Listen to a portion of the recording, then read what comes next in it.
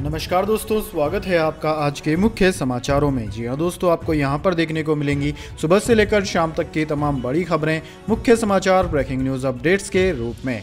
तो दोस्तों, आप सभी लोगों से रिक्वेस्ट है इस वीडियो को ज़्यादा से ज़्यादा लाइक और शेयर करें। तो चलिए दोस्तों, जान लेते हैं आज की पहली बड़ी खबर।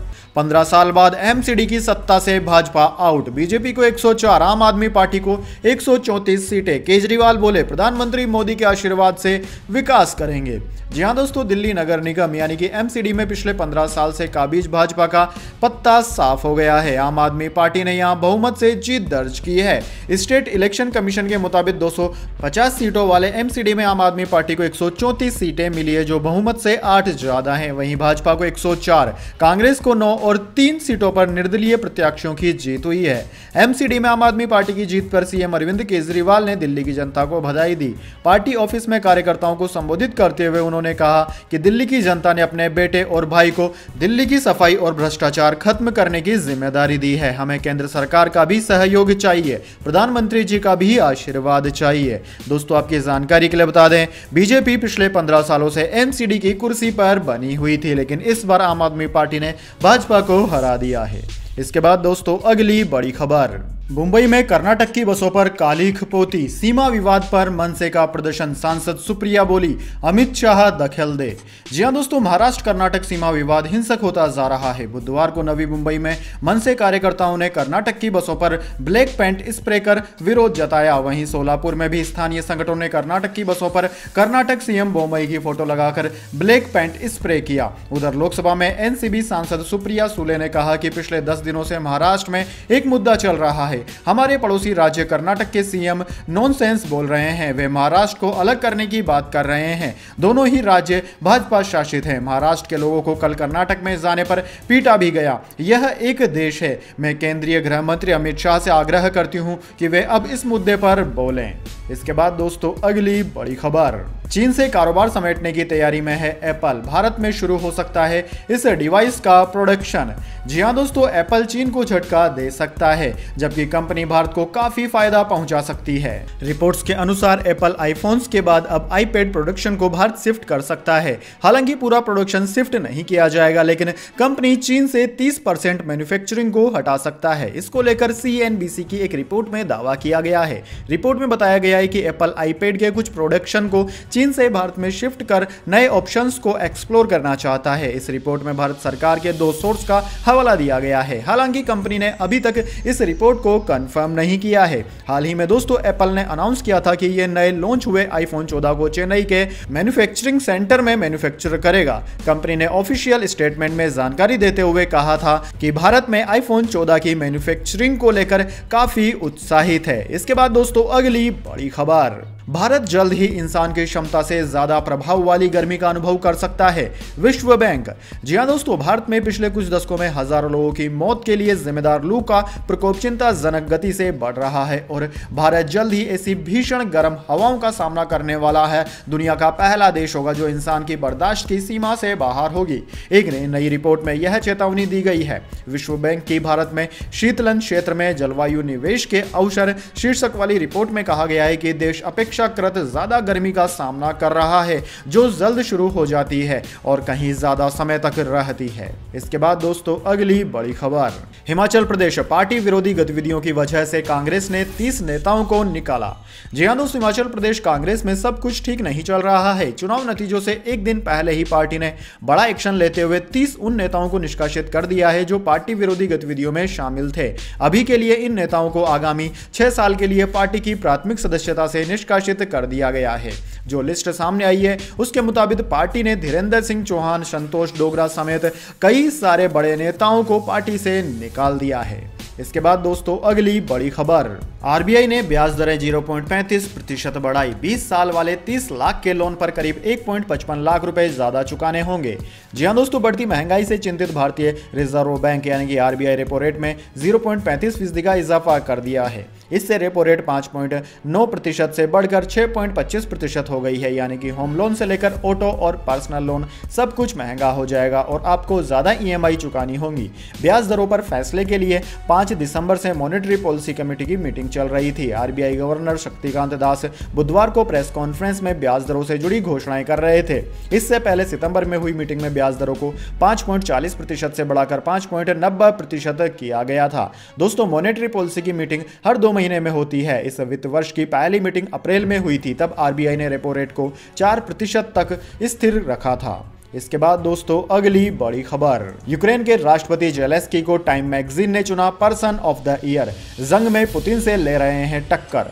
जी हां दोस्तों, यूक्रेन के राष्ट्रपति जेलेंस्की को विश्व प्रसिद्ध पत्रिका टाइम्स ने पर्सन ऑफ द ईयर 2022 घोषित किया है। टाइम मैगजीन ने अपने ताजा अंक में राष्ट्रपति जेलेंस्की को कवर पेज पर स्थान दिया। रूस यूक्रेन वॉर में राष्ट्रपति जेलेंस्की पिछले 10 महीनों से रूस के खिलाफ विरोध की प्रखर आवाज बनकर उभरे हैं। लगभग 10 महीनों से चल रहे इस युद्ध में जेलेंस्की धैर्य और गंभीरता का परिचय देकर यूक्रेन से कई गुना बड़ी रूस की सेना का मुकाबला कर रहे हैं। अपने सैनिकों के साथ कदम से कदम मिलाकर खड़े हैं। इसके बाद दोस्तों अगली बड़ी खबर, किसान सम्मान निधि के लाभ से 1.86 करोड़ किसान बाहर। आधार लिंक हुआ तो पता चला अपात्र थे। अब लाभार्थियों की संख्या 8.58 करोड़। जी हां दोस्तों, प्रधानमंत्री किसान सम्मान निधि योजना में किसानों के खाते में हर साल 6,000 रुपए की आर्थिक मदद दी जाती है, लेकिन सरकार ने 12वीं किस्त जारी करने से पहले किसानों से डेटा को क्लीन करने के लिए जैसे ही आधार कार्ड को लिंक करने वाला चौथा डिजिटल फिल्टर आजमाया तो लाभार्थी किसानों की संख्या पिछले 6 महीनों में 1.86 करोड़ कम हो गई। 11वीं किस्त में इस योजना का लाभ 10.45 करोड़ से अधिक किसानों को मिला, जो 12वीं किस्त में घटकर 8.58 करोड़ रह गए। इसके बाद दोस्तों अगली बड़ी खबर, सिद्धू मूसेवाला हत्या केस में पंजाबी सिंगर बब्बू मान से पूछताछ। SIT के सामने हुए पेश। जी हां दोस्तों, सिद्धू मूसेवाला हत्याकांड की जांच कर रही SIT के सामने आज पंजाबी गायक बब्बू मान की पेशी हुई। उनसे 2 घंटे से ज्यादा समय तक पूछताछ की गई। पूछताछ के दौरान बब्बू मान ने हत्या में अपनी भूमिका से साफ इनकार किया। सिंगर से पूछताछ के बाद SSP मनसा ने कहा कि जरूरत पड़ी तो गायक को फिर से तलब किया जा सकता है। दोस्तों, आपकी जानकारी के लिए बता दें, आज सुबह ही पंजाब पुलिस ने गायक बब्बू मान, मनप्रीत औलख और संगीत निर्देशक निशांत सिंह को पूछताछ के लिए तलब किया था। इन तीनों का कथित तौर पर सिद्धू मूसेवाला से मतभेद था। इसके बाद दोस्तों अगली बड़ी खबर, मेटा ने दी अमेरिकी सरकार को धमकी, अगर पास हुआ मीडिया बिल तो फेसबुक से हटा देंगे न्यूज। जी हां दोस्तों, अमेरिका में फेसबुक और सरकार के बीच सोशल मीडिया कानून को लेकर विवाद बढ़ता नजर आ रहा है। इसे देखते हुए फेसबुक की मूल कंपनी मेटा ने अपने प्लेटफॉर्म से न्यूज फीड को हटाने की धमकी दी है। मेटा इंक ने सोमवार को धमकी दी है कि अगर अमेरिकी कांग्रेस अल्फाबेट इंक की गूगल और फेसबुक जैसी कंपनियों के साथ सामूहिक रूप से बातचीत करने के मद्देनजर समाचार संगठनों के लिए आसान बनाने के उद्देश्य से एक प्रस्ताव पारित करती है तो वह अपने प्लेटफॉर्म से खबरों को हटा देंगे। सूत्रों ने इस मामले पर जानकारी देते हुए कहा है कि सांसद संघर्षरत स्थानीय समाचार उद्योग की मदद करने के तरीके के रूप में पत्रकारिता प्रतियोगिता और संरक्षण अधिनियम को वार्षिक रक्षा विधेयक में शामिल करने पर विचार कर रहे हैं। इसके बाद दोस्तों अगली बड़ी खबर, IRCTC दे रहा है बैंकॉक और पटाया घूमने का मौका, रहना खाना सब फ्री। जी हाँ दोस्तों, अगर आप भी नए साल में घूमने की प्लानिंग कर रहे हैं तो यह खबर आपके लिए जरूरी है। दरअसल दोस्तों, रेलवे आपके लिए शानदार टूर पैकेज लेकर आया है। इस खास पैकेज में आप बहुत ही कम पैसे में विदेश यात्रा कर सकते हैं। दरअसल दोस्तों, नए साल के खास मौके पर IRCTC 5 रात और 6 दिन का शानदार पैकेज ला रही है। इस पैकेज में आप नए साल पर थाईलैंड घूमकर आ सकते हैं। IRCTC ने थाईलैंड स्प्रिंग फेस्टिवल टूर नाम से टूर पेश किया है। यह टूर 21 जनवरी से शुरू होकर 26 जनवरी तक चलेगा। इसके तहत ट्रेवलर को कोलकाता से थाईलैंड का सफर करवाया जाएगा, यानी कि यह टूर कोलकाता से शुरू होगी। इसमें पहले यात्री को कोलकाता से बैंकॉक ले जाया जाएगा, वहां से पटाया ले जाया जाएगा, वहां जाकर आपको और भी कई सारी चीजें दिखाई जाएंगी। अब दोस्तों बात करें इस पैकेज की क्या कीमत है, तो इस पैकेज के लिए सिंगल यात्री को 54,350 रुपए देने होंगे। इसके बाद दोस्तों अगली बड़ी खबर, लगातार चौथे दिन टूटा बाजार, सेंसेक्स 215 अंकों की गिरावट के साथ 62,410 पर आया। रेपो रेट बढ़ने से रियल्टी स्टॉक्स में गिरावट। जी हां दोस्तों, शेयर बाजार में हफ्ते के तीसरे कारोबारी दिन यानी कि बुधवार को गिरावट देखने को मिली। सेंसेक्स 215 अंकों की गिरावट के साथ 62,410 पर बंद हुआ। वहीं निफ्टी 82 अंकों की गिरावट के साथ 18,560 के स्तर पर आ गया। बाजार में लगातार चौथे दिन यह गिरावट आई। सेंसेक्स में 30 में से 22 शेयर गिरकर बंद हुए। केवल 8 शेयरों में बढ़त रही। वहीं दोस्तों एनएसई के सेक्टोरल इंडेक्स पर नजर डालें तो मीडिया, रियल्टी, आईटी और ऑटो इंडेक्स में सबसे ज्यादा गिरावट रही। निफ्टी मीडिया 1.45% और रियल्टी इंडेक्स 1.19% टूटा। इसके अलावा मेटल, ऑटो और आईटी इंडेक्स में 1.80% से ज्यादा की गिरावट रही। वहीं एमएफसीजी इंडेक्स में 0.96% की तेजी देखने को मिली। पीएसयू बैंक इंडेक्स भी 0.26% चढ़ा। इसके बाद दोस्तों अगली बड़ी खबर, बाबा वेगा प्रेडिक्शन 2023, लेब में पैदा होंगे बच्चे, लाखों मौतें। 2023 के लिए बाबा वेगा की यह है चेतावनी। जी हां दोस्तों, दुनिया में प्रसिद्ध बाबा वेगा की कई भविष्यवाणियां सच साबित होती हैं। बाबा वेगा द्वितीय विश्व युद्ध से लेकर 1996 में अपनी मृत्यु तक काफी प्रसिद्ध रहे। बुल्गारिया की रहस्यवादी बाबा वेगा को अपनी भविष्यवाणियों के लिए अभी भी जाना जाता है। ऐसा कहा जाता है कि बाबा वेगा अपने अनुयायियों को 5079 तक की भविष्यवाणियां करके गई थी। उनके अनुयायियों का मानना है कि बाबा वेगा ने 9/11 से लेकर डोनाल्ड ट्रंप के पीएम बनने तक की भविष्यवाणी की थी। बाबा वेगा ने 2022 के लिए भी कुछ भविष्यवाणियां की थी। वहीं उन्होंने बाबा वेगा ने 2023 को लेकर भी कुछ भविष्यवाणियां की हैं। अब वह कितनी सच निकलती है और कितनी झूठ, ये तो आने वाला साल ही बता पाएगा। दरअसल दोस्तों बाबा वेगा ने आधिकारिक तौर पर अपनी भविष्यवाणियों को रिकॉर्ड नहीं किया था, इसलिए इस पर अभी भी बहस होती रहती है कि उन्होंने वास्तव में क्या कहा और क्या नहीं। हालांकि कुछ खास भविष्यवाणियां हैं जिन्हें आने वाले साल से जोड़ा गया है। जैसे कि बाबा वेगा ने 2023 के लिए सबसे चिंताजनक भविष्यवाणियों में से एक सौर तूफान के बारे में भविष्यवाणी की थी, जो विनाश का कारण बन सकता है। सौर तूफान का मतलब सूर्य से निकलने वाली ऊर्जा के विस्फोट से है, जिससे कई तरह के खतरनाक रेडिएशन पृथ्वी पर पड़ेंगे। इनका प्रभाव अरबों परमाणु बमों जितना शक्तिशाली हो सकता है। इसके बाद दोस्तों अगली बड़ी खबर, प्रधानमंत्री मोदी ने संसद सत्र चलाने के लिए सभी दलों से मांगा सहयोग, बोले युवा सांसद भावना समझे। जी हां दोस्तों, संसद के शीतकालीन सत्र की आज से शुरुआत हो रही है। इससे पहले देश के प्रधानमंत्री नरेंद्र मोदी ने संबोधित करते हुए कहा कि देश आजादी का अमृत काल में आगे बढ़ रहा है। भारत को G20 की अध्यक्षता करने का मौका मिलने पर पीएम मोदी ने खुशी जाहिर करते हुए कहा कि दुनिया को देश से उम्मीद है। पीएम मोदी बोले कि आज शीतकालीन सत्र का पहला दिन है। 15 अगस्त को आजादी के 75 साल पूरे हुए और हम आजादी के अमृतकाल में आगे बढ़ रहे हैं। आज हम ऐसे समय में मिल रहे हैं जब भारत G20 की अध्यक्षता करने जा रहा है। पीएम आगे बोलते हैं कि जिस तरह से भारत ने वैश्विक समुदाय में जगह बनाई है, जिस तरह से भारत से उम्मीदें बढ़ी है और जिस तरह से भारत वैश्विक मंच पर अपनी भागीदारी बढ़ा रहा है, ऐसे समय में G20 प्रेसिडेंसी प्राप्त करना भारत के लिए बहुत बड़ी बात है। इसके बाद दोस्तों अगली बड़ी खबर, बांग्लादेश में लगातार दूसरी बार सीरीज हारा भारत, आखिरी 2 गेंद पर 2 छक्कों की थी जरूरत, रोहित एक ही जमा सके। जी हां दोस्तों, टीम इंडिया को बांग्लादेश दौरे पर एक और करारी शिकस्त झेलनी पड़ी। मेजबान टीम ने उसे 3 वनडे मैचों की सीरीज के दूसरे मुकाबले में भी 5 रनों से हरा दिया। हालांकि चोटिल कप्तान रोहित शर्मा ने टीम को जिताने की भरकस प्रयास किए। उन्होंने 90वें नंबर पर आकर नाबाद 51 रनों की पारी खेली। एक समय टीम को 18 बॉल पर 40 रनों की जरूरत थी, लेकिन मोहम्मद सिराज 47वां ओवर मेड इन खेल गए। मीरपुर के मैदान पर मंगलवार को 272 रनों के टारगेट को चेज करने उतरी टीम इंडिया तय 50 ओवर में 266 रन 9 विकेट के नुकसान पर ही बना सकी। उसकी ओर से श्रेयस अय्यर ने सबसे ज्यादा 82 रन बनाए, जबकि अक्षर पटेल ने 55 रनों का योगदान दिया। दोस्तों बांग्लादेश की ओर से इबादत हुसैन ने 3 विकेट झटके, मेहंदी हसन और शाकिब अल हसन ने एक समान 2-2 विकेट लिए, जबकि मुस्तफिजुर रहमान के हिस्से में 1 विकेट आया। इसके बाद दोस्तों अगली बड़ी खबर, यूपीआई यूजर्स को आरबीआई गवर्नर ने दी खुशखबरी, सुनकर खुशी से झूमे बिना नहीं रह पाएंगे आप। जी हाँ दोस्तों, अगर आप भी भुगतान करने के लिए अक्सर यूनिफाइड पेमेंट इंटरफेस यानी कि यूपीआई यूज करते हैं तो यह खबर आपको खुश कर देगी। दरअसल दोस्तों यूपीआई यूजर्स को नई खुशखबरी खुद आरबीआई गवर्नर शक्तिकांत दास ने मौद्रिक नीति समीक्षा पीएमसी की जानकारी देते हुए दी है। नई सुविधा के तहत आप जल्द ही होटल बुकिंग, पूंजी बाजार में शेयरों की खरीद बिक्री आदि के लेन देन के लिए यूपीआई के जरिए पेमेंट अपने खाते में ब्लॉक करने और भुगतान करने की सुविधा रखते हैं। दोस्तों आरबीआई की तरफ से यूपीआई में पेमेंट ब्लॉक करने और उसे अलग अलग कामों के लिए काटे जाने की सर्विस देने की घोषणा की गई है। जब जरूरत हो तब पैसा काटे जाने के लिए बैंक खातों में धनराशि तय कर भुगतान तय कर सकते हैं। आरबीआई के अनुसार इस सिस्टम से ई कॉमर्स और अन्य निवेश के लिए भुगतान आसान होगा। इसके बाद दोस्तों अगली बड़ी खबर, राहुल गांधी की यात्रा के बीच कांग्रेस नेता का इस्तीफा, एक दिन सिर्फ महिलाएं शामिल होंगी, संगठन महासचिव ने नेताओं को फटकारा। जी हां दोस्तों, राहुल गांधी की भारत जोड़ो यात्रा का आज राजस्थान में तीसरा दिन था। कोटा में चल रही यात्रा में दिन का पहला फेज पूरा हो गया था। सुबह 6 बजे शुरू हुई यात्रा 13 किलोमीटर के सफर के बाद मंडारा में है। वहीं दोस्तों दोपहर 3:30 बजे से यात्रा का सेकंड फेज शुरू हुआ। उधर दोस्तों यात्रा के बीच कांग्रेस नेता रिजू झुनझुनवाला ने पार्टी छोड़ दी है। झुनझुनवाला ने कांग्रेस से इस्तीफा दे दिया।